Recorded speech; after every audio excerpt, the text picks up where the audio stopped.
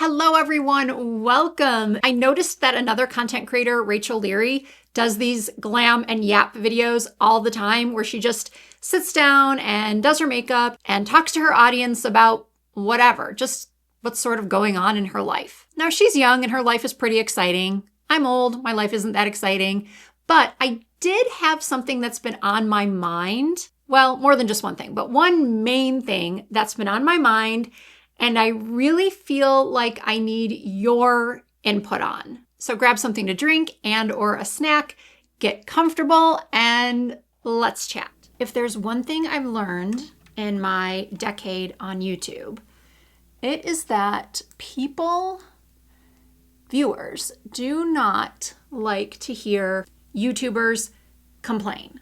And honestly, I totally get it. I totally understand. Those of us who have managed to stick it out with all of the downfalls of social media and are lucky enough to now do this as a full-time job really shouldn't be doing too much complaining, because there are a lot of people that would love to just sit down and record and talk about makeup and earn money from that. So while I do stand firmly in my belief that this is not as easy as it looks, it is truly a great job. There's not a day that goes by that I don't wake up and am not immediately grateful for the last 10 years of my life.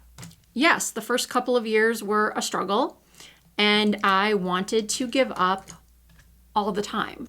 When you're first starting out and you're trying to build an audience, you're trying to build a community, it is really, really tough. Most people, when they're creating content, they are putting so much love into that. They're putting so much thought into that.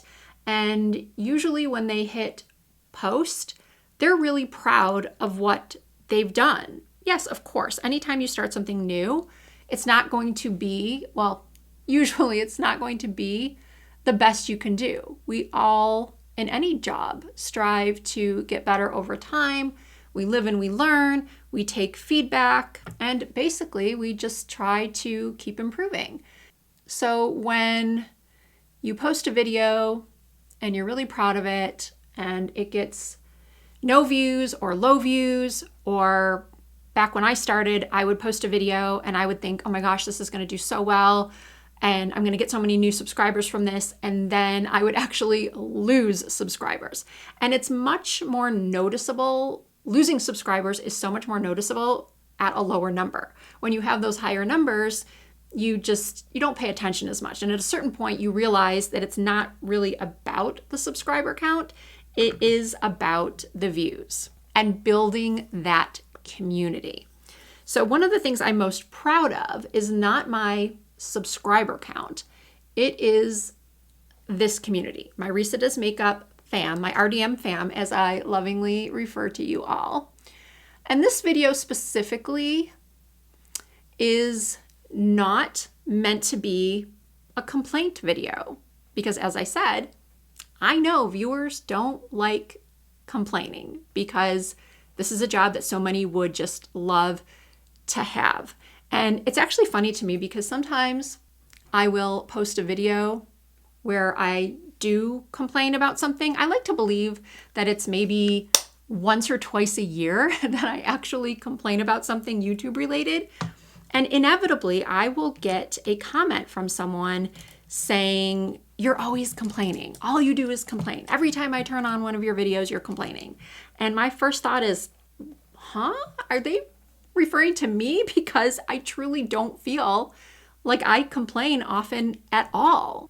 And then because it's human nature to focus on, I don't know why we do this, but it is something ingrained in most of us, that we can get 10 positive comments or even 50 or 100 positive comments. But the one that will stick in our brains is the negative comment. And we start, oops, I just turned my light off. We start overthinking that one comment. So I start self-reflecting and I think, do I complain a lot? And being that I am someone who does truly wake up every morning feeling so grateful, I'm oh my God, I just did it again. What is wrong with me? I'm just trying to like angle the mirror that I have here. Okay, I almost lost my train of thought. I am someone, again, grateful every morning that I do this for a job. It has really benefited my life in so many unexplainable ways. I've noticed, and many of my beauty content creator friends have noticed a steep decline in their views, in their subscriber growth. And it's been very frustrating for most of us. There seems to be only a handful of beauty content creators right now that are actually maintaining the views that they used to get, or getting consistently good views, or are just growing their channels. A handful of us who are in the beauty content creator community that speak to each other on a regular basis have all noticed this downward trend. And videos that used to do really well for us are no longer doing well. Case in point, my hooded eye videos. Back in the day, I could post a hooded eye video, any type of hooded eye video, and it would do very, very well. Sometimes it would go viral. 2 years ago, I posted my hooded eye masterclass, and I got 18,000 new subscribers to my channel within, I think, the first month to 6 weeks. Now, obviously, no one expects that to happen all the time, meaning we don't expect those kind of views and that kind of growth with every video. But that type of video would just always serve me well. But now that is not the case. And I'll be honest with you, this whole video is just me being honest. I have not gotten an upper blepharoplasty. Why can't I say that word? An upper bleph, which for those of you that don't know is the surgery where they remove some of the skin from your lid to open up your eye more. I have not gotten that done, partly because I'm always telling people to embrace their hooded eyes, because not everybody can or wants to get surgery. But for the past couple of years, I've been honestly thinking about it. But then I thought, you know what? How am I going to do my hooded eye videos, which at the time were like my bread and butter, the videos I could count on doing well? How would I do those if I no longer had hooded eyes? And I actually talked about that with my friend Lori Hill, who recently switched her niche. She was doing extremely well making videos about plastic surgery, specifically videos speculating what procedures a celebrity might have had done, because let's face it, most of them deny doing anything. She never stated anything as fact. She was always very clear that it was pure speculation, just based on her experience and familiarity with plastic surgery. That was her passion. And she built the channel to, I think, almost 500,000, if not more than 500,000 subscribers. She would get hundreds of thousands of views on her videos. But then things sort of went downhill, meaning people were just taking things she said the wrong way. Celebrities were finding out and they were becoming very unhappy. And I'm not going to get into all the gory details. I think she has a couple of videos explaining what happened. But now she has sort of changed her niche, even though she was so successful at that and was making really good money doing that, getting sponsorships, and just the views alone, the ad revenue was out of this world for her. She was no longer happy. The content she was creating was no longer making her happy. It was no longer bringing her joy. I feel like I am dragging out the point of this video, which is that I have been contemplating not changing my niche or niche. How do you say it? Do you say niche or do you say niche? I'm still going to do beauty because I love beauty. But in the last 2 years or so, I have really gotten the travel bug. As I'm noticing a lot of my fellow 50-somethings becoming ill or having to take care of aging parents, as I'm noticing this, I'm starting to realize that the time to do things is now. There's no sense in putting things off because you never know what tomorrow will bring. And that was made very, very clear to me a while ago, but reinforced about 2 weeks ago now when that India Airlines plane crash happened. One of the families on board, yes, I know this is very yellow for me, but I'm going to blend it down. One of the families on the plane was moving with their kids. It was a husband and wife and 3 young children, I think they were all under the age of 10. The mother was a doctor in India. The father, I can't remember what he did for a living, but he moved to London 6 months or a year earlier, had finally gotten all the paperwork done so that his wife and the kids could come, meet him there and start their new life in London. And she had just resigned from her job as a doctor, and they were all on the plane. So they posted a selfie and they're all ready to start their new lives. And within 30 seconds of taking off, gone. The entire family just wiped out. So that really got me. As many of you know, I had just come back from a 2-week trip with my husband to Europe. We went on our postponed 20th anniversary trip because our 20th anniversary fell during COVID, May of 2020. And so we decided that we were going to do a big trip for our 25th. So that was our 11-night cruise to Greece. It left from Rome, and then we went to Greece and to Turkey, and we just had the most wonderful time.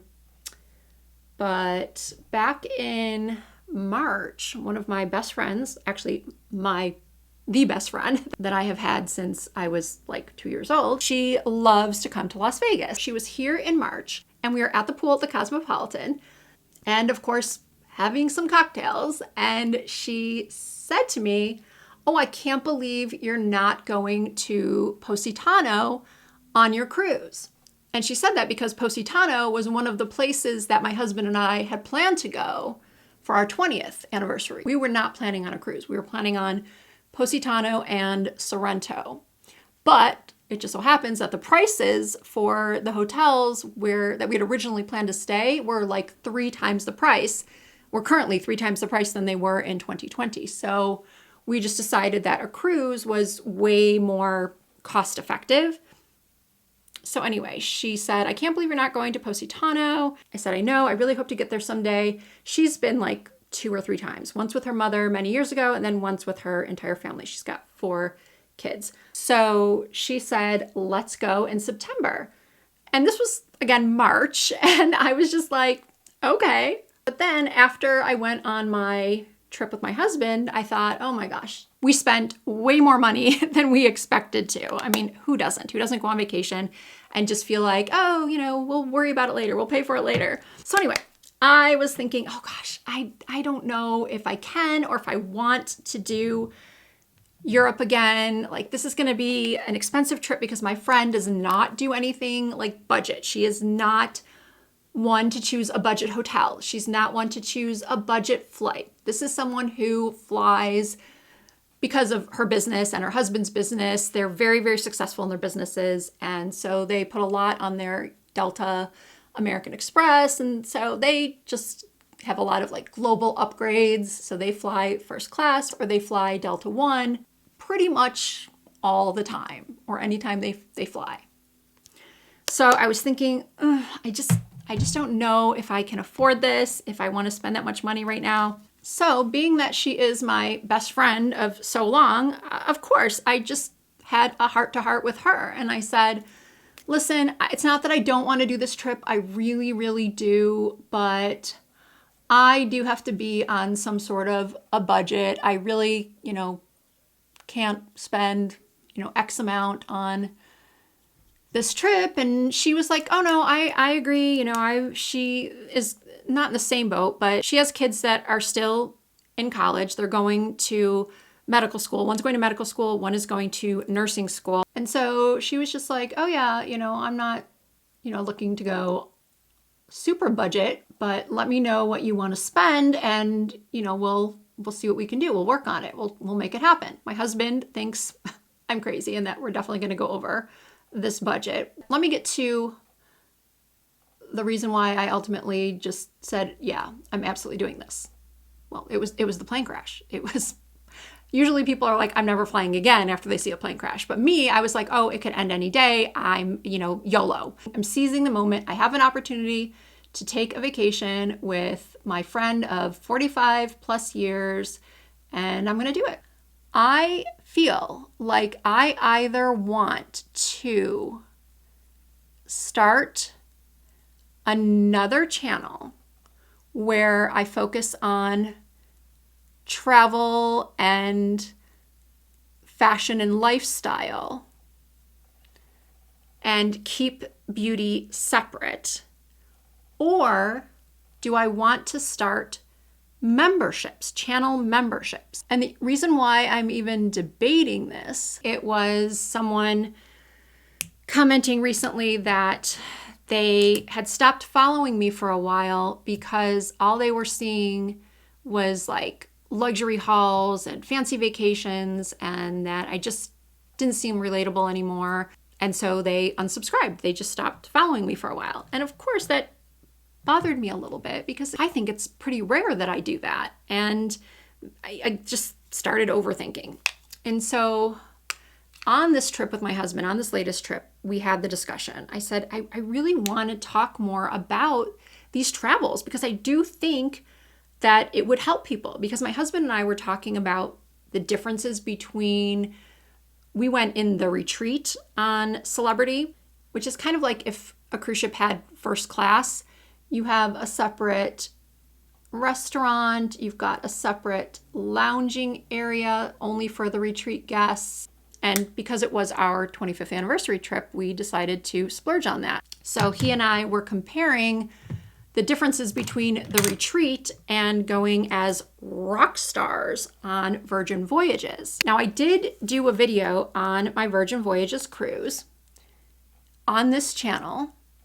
And of course, that's a very niche video. I knew it wasn't going to do great, view-wise, but I also knew that a lot of my viewers were genuinely interested. And when I was on this recent cruise and I was posting about, different things that we were doing, people did have questions. And some people did ask if I was going to do a review of the cruise, or could I please do a review of the cruise? And I thought, I really want to.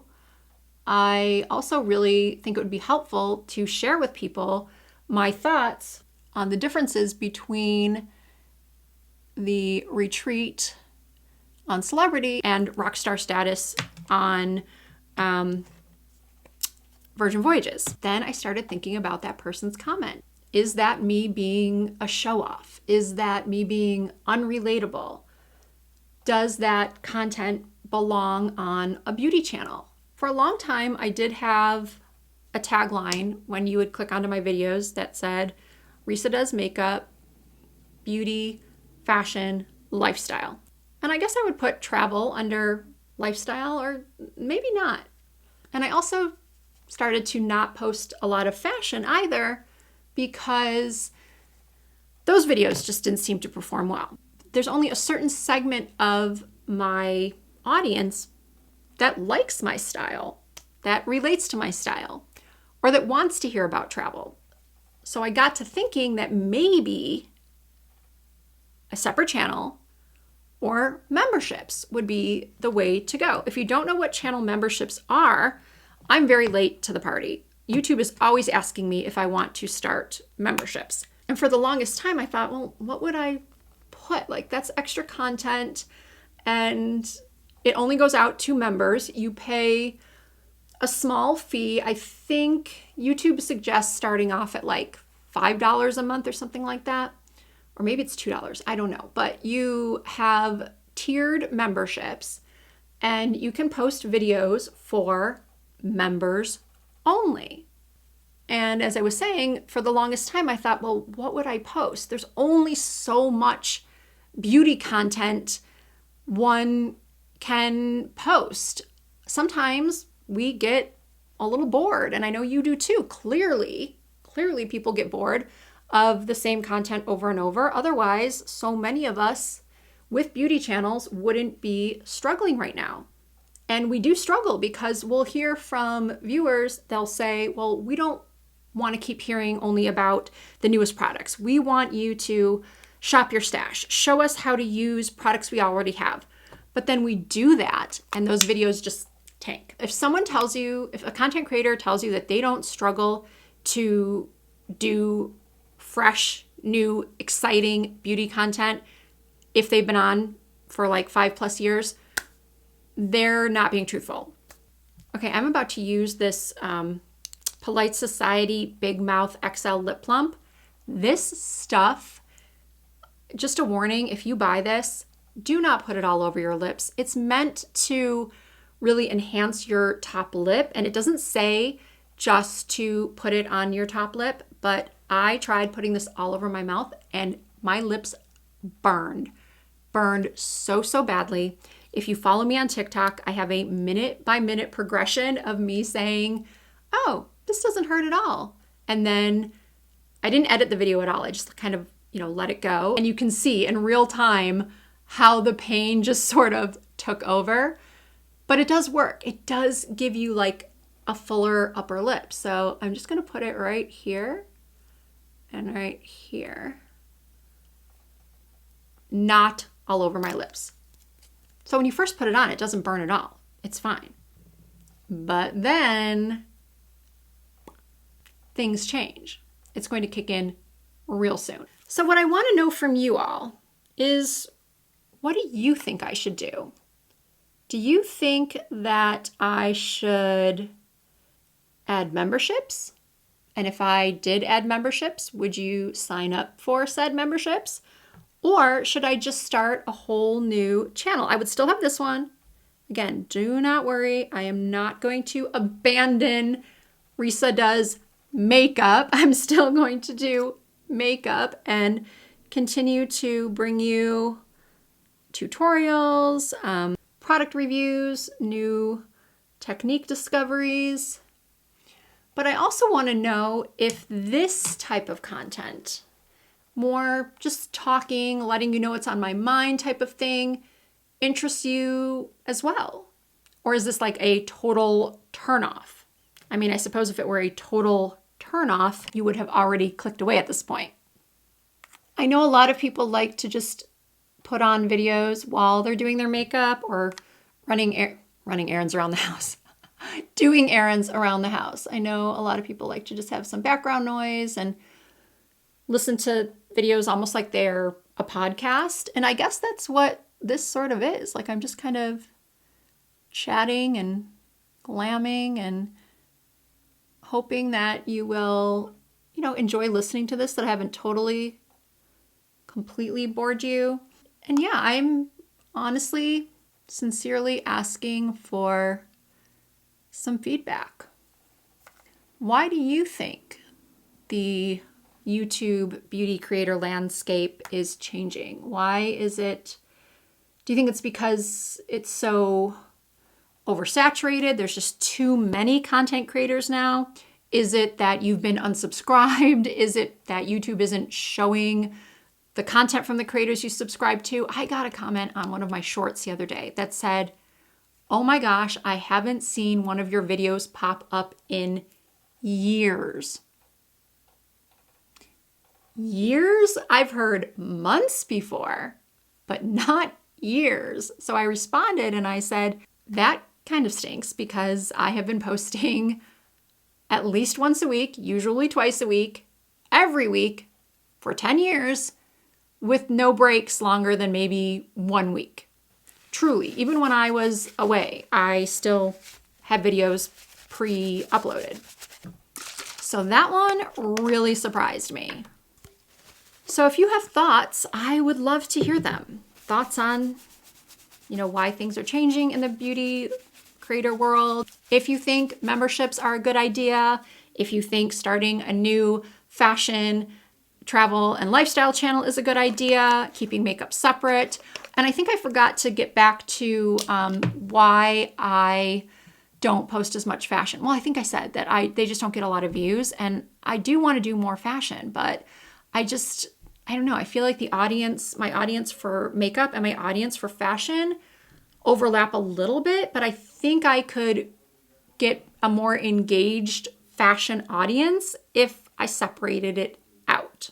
So the bottom line is I am asking for your help. I'm asking for your input. And if you're still watching this late into the video, you are my audience. You are the people that I truly need to hear from. And if you happen to be someone who is brand new to my channel and you're still watching at this point, thank you. That must mean that we connect, or I connected to you on some level. So if that is the case, please give this video a thumbs up and subscribe to my channel. I would love to have you in the Risa Does Makeup family. Thank you all so much for taking the time out of your day to watch this video and interact with me. I appreciate it so much, and I hope to see you in my next video.